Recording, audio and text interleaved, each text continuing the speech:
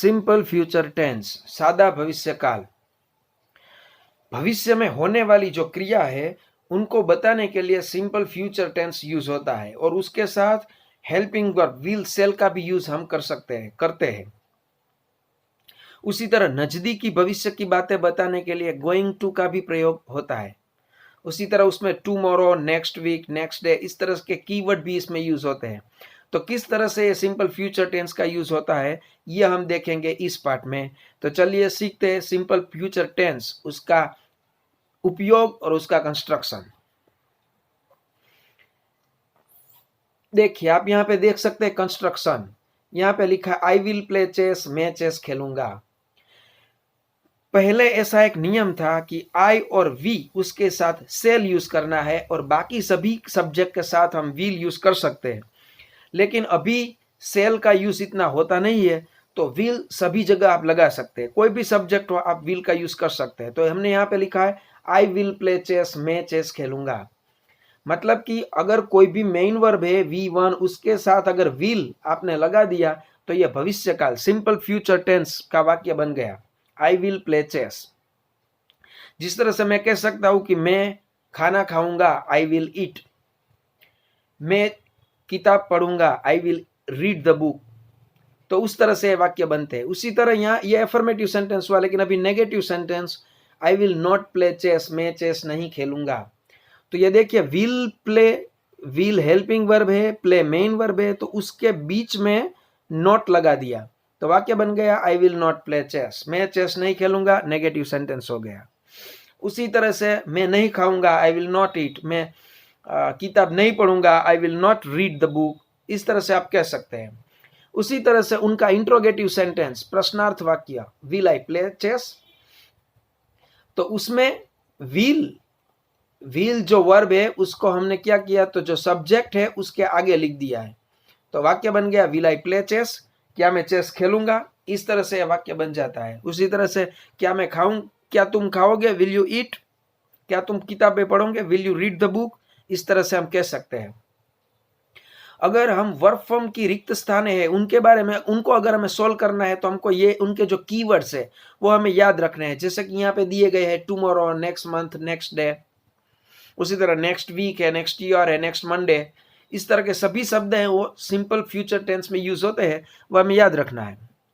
उसी तरह से यहाँ गोइंग टू का प्रयोग भी दिया है। देखो यहाँ पे उनका वाक्य भी है, I am going to play chess. अभी इसमें गोइंग में गो का अर्थ जाना इस तरह का कुछ नहीं है, लेकिन बी गोइंग टू यह वर्ब है जो किसकी जगह पे यूज होता है, विल की जगह पे यूज होता है। I am going to play chess मतलब मैं चेस खेलने वाला हूं, मतलब अभी चेस खेलने वाला हूं। इसीलिए मैंने बताया था कि नजदीकी भविष्य में अगर आप कुछ करने वाले हैं तो गोइंग टू से उसका वाक्य बना सकते हैं। जैसे कि मैं अगर बोलता हूं कि मैं अभी किताब पढ़ने वाला हूं, तो मैं क्या बोलूंगा, I am going to read a book. No, I will not say I will read a book, I am going to read a book, मैं ऐसा कहूंगा। अगर मैं अभी भोजन करने वाला हूं तो मैं क्या कहूंगा, I am going to take my lunch.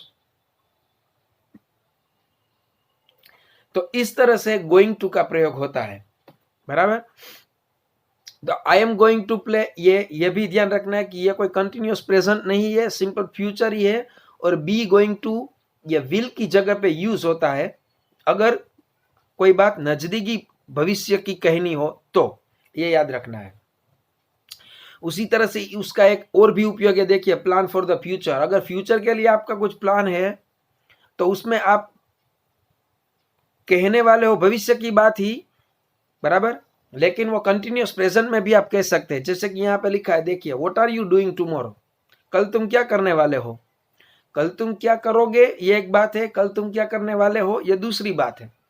तो what are you doing tomorrow अगर ये प्लान है तो ऐसा आप कह सकते हैं। लेकिन अगर कोई रेगुलर एक्टिविटी है उसका प्लान नहीं कहा जाएगा, क्योंकि मैं अगर 7 बजे सोने वाला हूं तो वो तो मेरी डेली एक्टिविटी है, तो उसको प्लान नहीं कहते हैं, बराबर।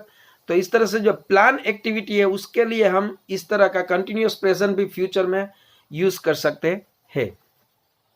देखिए इसका एक एग्जाम्पल भी दिया हुआ है यहाँ पे। सभी के हाथ में कुछ ना कुछ ऐसे स्वच्छ करने के लिए इंस्ट्रूमेंट है सभी के हाथ में, बराबर। तो यहाँ पे लिखा है they will clean the house, मतलब वे लोग घर साफ करेंगे, बराबर। अगर वो करने वाले हैं तो हमेशा भी कह सकते हैं they are cleaning the house, वे हाउस को घर को साफ करेंगे, बराबर। उस तरह से हम कह सकते हैं। उसी तरह दूसरा वाक्य देखिए, we will win the game, बराबर। जिस तरह से हमारे उनके मुख पे जिस तरह से हास्य दिखाई दे रहा है उस तरफ से लगता है कि वो मैच जीत जाएंगे, तो इसलिए यहाँ पे लिखा है we will win the game, हम गेम जीत जाएंगे। अगर जीतने वाले हैं तो we are going to win the game, इस तरह से भी ये कह सकते हैं। तीसरा sentence, from the facial expression, मुंह के जो हाव भाव है, उस एक्सप्रेशन है, उस पे से हम कह सकते हैं कि सी विल किल हिम, वो उसको मार डालेगी, बराबर। और अगर नजदीकी भविष्य की ही बात है तो she is going to kill him, ऐसा भी हम कह सकते हैं। तो इस तरह से दोस्तों आप समझ सकते हैं कि जो नजदीकी भविष्य है उसको बताने के लिए, या भविष्य की जो कोई कुछ भी बात है वो बताने के लिए विल प्लस V1 इस तरह का, विल प्लस V1 इस तरह का वर्ब फ्यूचर टेंस में, सिंपल फ्यूचर टेंस में यूज होता है। अभी इसी के साथ हम एक और बात भी जान ले, जैसे सिंपल फ्यूचर है वैसे कंटिन्यूअस फ्यूचर है। तो भविष्य में आप कुछ निश्चित समय पे कुछ करने वाले हैं ये बताने के लिए भी कंटिन्यूअस फ्यूचर यूज होता है।